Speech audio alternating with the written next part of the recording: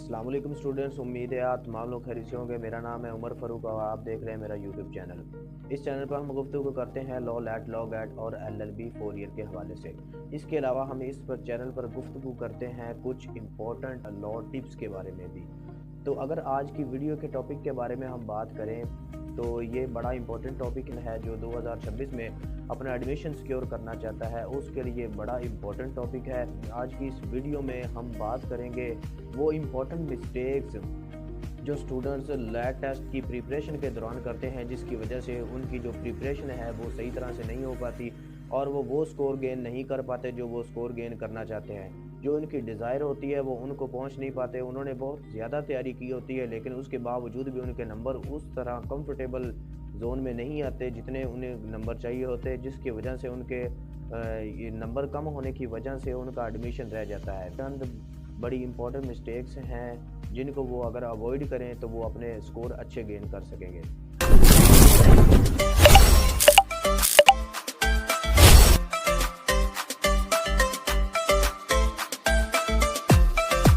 तो पहली मिस्टेक के अगर बारे में हम बात करें तो वो है क्रैमिंग। सबसे पहले तो आपने रट्टा सिस्टम को ख़त्म करना है। आपने वही इंटर वाला हिसाब नहीं रखना, आपने मुकम्मल तौर पर रट्टा सिस्टम को ख़त्म करना है और समझकर हर क्वेश्चन को आपने समझकर पढ़ना है, चाहे वो MCQs ही क्यों ना हो। आपने MCQs की तारीख, MCQs का बैकग्राउंड, MCQs का पास्ट और MCQs का फ्यूचर तक आपने पढ़ना है और पता चले कि एक MCQs में आपने 10-10 क्वेश्चन को हल करना है। इसी तरह से ही आपका मुकम्मल जो ऑब्जेक्टिव सिस्टम है और मुकम्मल जो सब्जेक्टिव इरा है वो भी आपका मुकम्मल तौर पर क्लियर हो जाएगा।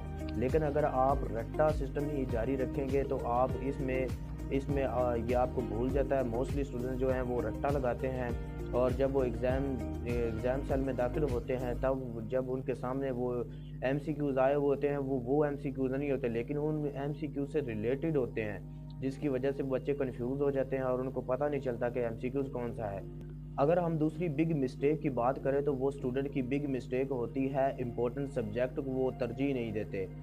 इम्पोर्टेंट सब्जेक्ट से मुराद क्या है कि हर जो एग्ज़ाम होता है, कोई भी किसी किस्म का भी एग्ज़ाम होता है, उसमें कुछ इम्पोर्टेंट सब्जेक्ट होते हैं जिनके मार्क्स ज़्यादा होते हैं और वो बहुत ज़्यादा इम्पोर्टेंट भी होते हैं और वो बहुत ज़्यादा आसान भी होते हैं और जिनकी बड़ी आसानी से तैयारी करके और बड़ी आसानी से हम अच्छा स्कोर गेन कर सकते हैं। फॉर एग्ज़ाम्पल अगर हम बात करें लैट टेस्ट की तो लैट टेस्ट में इंग्लिश, जनरल नॉलेज, इस्लामियात, उर्दू, मैथ ये बहुत आसान सब्जेक्ट हैं जिनकी हम तैयारी करके हम 75% मार्क्स जो ऑब्टेन कर सकते हैं, जो कि बहुत हाई मार्क्स हैं और इनको बड़ी आसानी से हम गेन कर सकते हैं।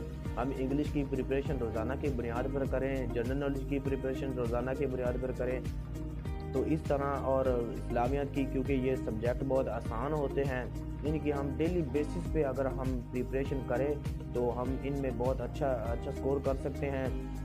मोस्टली बच्चे ऐसे होते हैं जो कि ये जो MCQs हैं इन पर ज़्यादा गौर नहीं करते और जो सब्जेक्टिव इरा है उस पर ज़्यादा गौर करना शुरू कर देते हैं और शुरू से ही वो उसी पे ही फंसे रह जाते हैं और वो MCQs वाला पार्ट जो है वो मिस कर देते हैं। तीसरी अगर बड़ी हम बिग मिस्टेक की बात करें तो वो है LAT preparation. Duration of LAT preparation ये बहुत ज़रूरी, ये बहुत इम्पोर्टेंट है कि आप लैट की प्रिपरेशन शुरू कब कर रहे हैं। वो लड़का जो 2 माह पहले अपनी प्रिपरेशन शुरू करता है और रोज़ाना 1 घंटा पढ़ता है, इसके बरअक्स वो लड़का जो 15 दिन पहले अपनी प्रिपरेशन शुरू करता है और ये बहुत गलत काम करता है और 15 दिन पहले अपनी प्रिपरेशन शुरू करता है और 5-5 घंटे पढ़ता है। वो 5 घंटे पढ़ने वाला स्टूडेंट उस लड़के के बिल्कुल भी करीब भी नहीं पहुंच सकता जो हर 2 माह पहले प्रिपरेशन शुरू करता है और रोज़ाना 1 घंटा पढ़ता है और अपनी चीज़ों को रिवाइज करता है और रिफ़्रेश रखता है।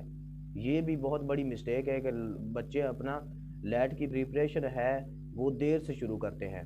अगर हम चौथी बहुत बड़ी मिस्टेक की बात करें तो वो ये है कि बच्चे अपना याद तो करते हैं, बहुत अच्छी प्रिपरेशन करते हैं लेकिन वो रिवाइज़ नहीं करते। अगर आप रिवाइज़ भी नहीं करेंगे और रट्टा सिस्टम भी शुरू रखेंगे और रोज़ाना की बुनियाद पर पढ़ते भी रहेंगे और आप अपना जो पीछे पढ़ लिया है उसे रिवाइज़ नहीं करेंगे तो वो भी आपको भूल जाएगा और ये भी आपकी बहुत बड़ी मिस्टेक है। और बच्चे बहुत ज़्यादा पढ़ते हैं लेकिन रिवाइज़ नहीं करते, जिसकी वजह से वो उनका जो पढ़ा हुआ है वो रिफ़्रेश नहीं हो पाता, जिसकी वजह से जब वो लैट का एग्ज़ाम देने जाते हैं तो उनको सब कुछ भूल जाता है। अगर हम पांचवी बड़ी मिस्टेक की बात करें तो ये भी कॉमन सी मिस्टेक है, जो कि ये है कि हम प्रैक्टिस नहीं करते सब्जेक्टिव सेशन की। सब्जेक्टिव सेशन क्योंकि थोड़ा है तो हम थोड़ा सा उसे नॉर्मली ले लेते हैं। तो आपने बिल्कुल ऐसा नहीं करना। आपने सब्जेक्टिव सेशन की भी तैयारी पहले दिन से ही रखनी है।